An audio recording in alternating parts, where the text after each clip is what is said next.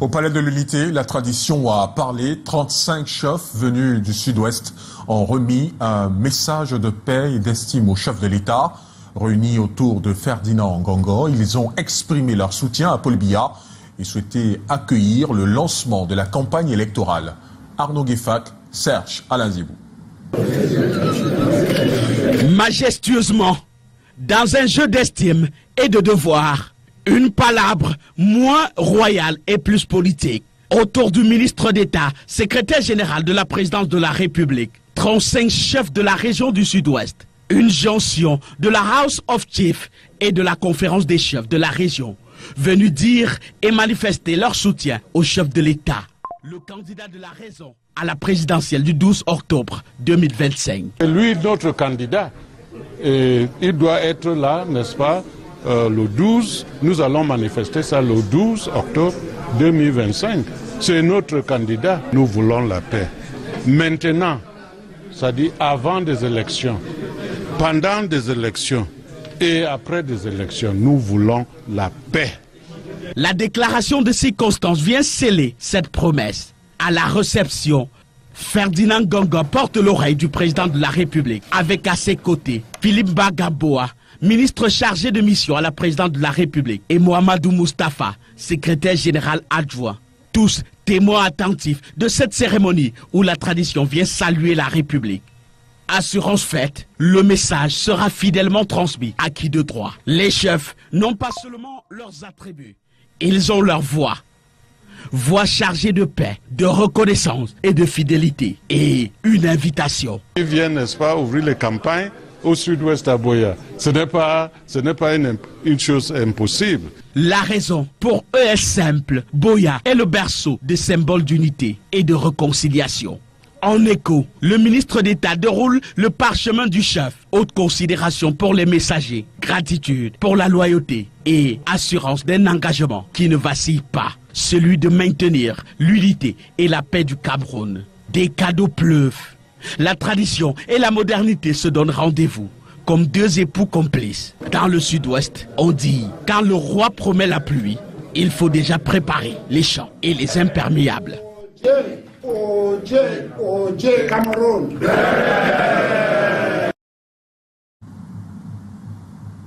Et puisqu'une simple causerie éducative en vanne, le père Pascal Biya Basson transforme les mototaxis en relais de sérénité pour la présidentielle 2025. Un travail de terrain capté par Janice Wantuan et Michel Foucault.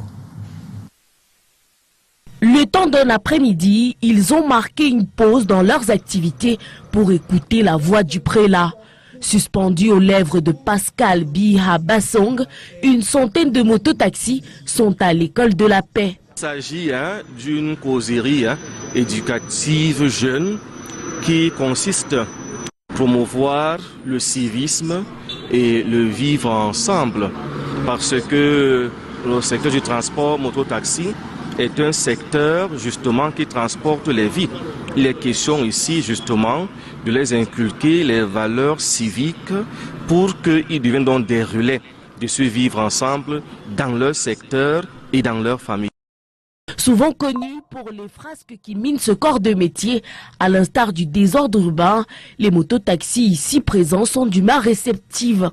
Cette causerie éducative a servi de cadre à un contrat social où ils prennent l'engagement solennel d'être des relais auprès de leurs semblables.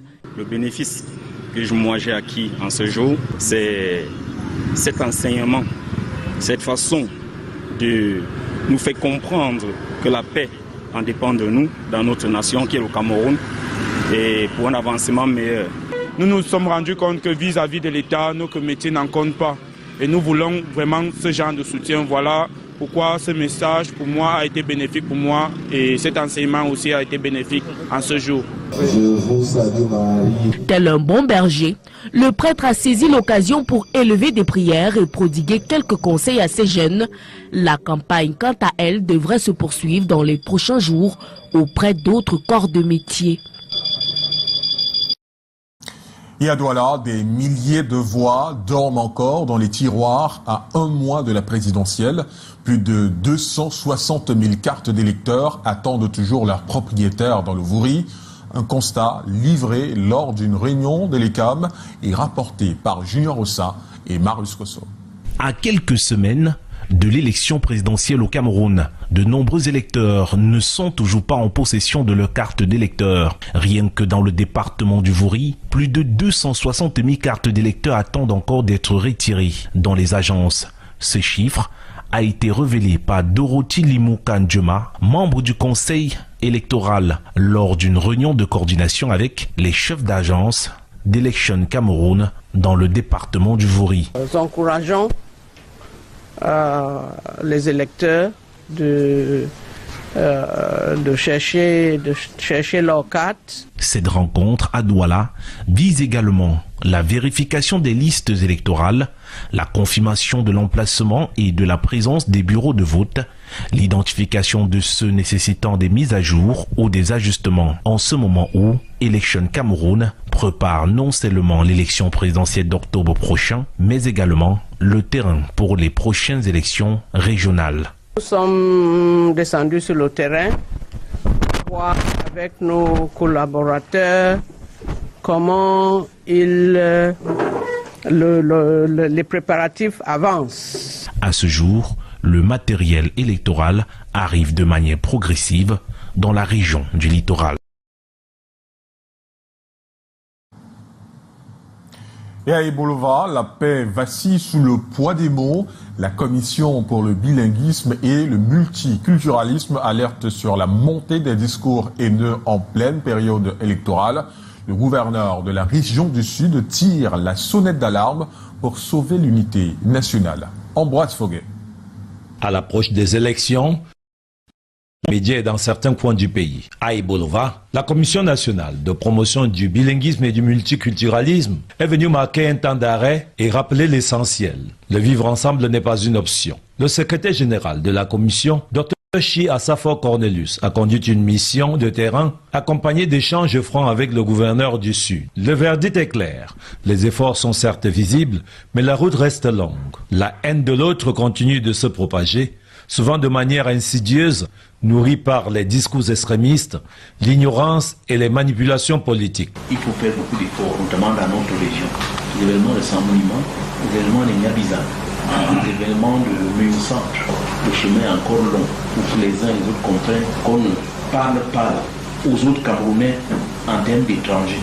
Cette alerte intervient dans un contexte électoral sensible où les risques de dérapages identitaires sont réels. D'où l'appel pressant de la commission Moussongué, résister activement à la haine, combattre la xénophobie et défendre l'unité nationale. Et je suis sûr qu'on arrivera à inverser la tendance. L'association des conseillers d'orientation du Sud a été choisie pour pouvoir jouer ce rôle d'intermédiaire de la commission dans la région du Sud. Les organisations de la société civile multiplient des actions de sensibilisation pour déconstruire les stéréotypes et promouvoir la tolérance. Le Cameroun ne peut rester debout que si chacun choisit la paix plutôt que la haine.